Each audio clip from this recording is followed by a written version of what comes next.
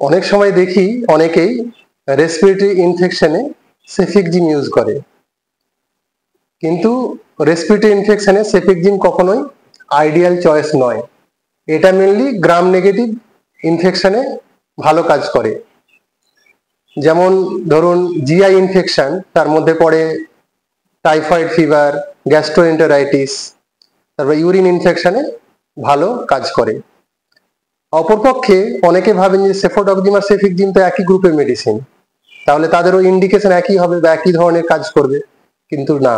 সেফোডক্সিম mainly কাজ করে respiratory ইনফেকশনে, মানে ধরুন chest infection, throat infection, middle ইয়ার ইনফেকশন, সাইনাস ইনফেকশন, এগুলোতে। এবং সহজে মনে রাখার জন্য আমাদের স্যার বলতেন যে সেফিকজিন মেনলি কাজ করে ডায়াফ্রামের নিচের পোর্শনে এবং সেফোডক্সিম কাজ করে ডায়াফ্রামের উপরের পোর্শনে। তো আশা করি এই ভিডিওটি আপনাদের কাজে লাগবে।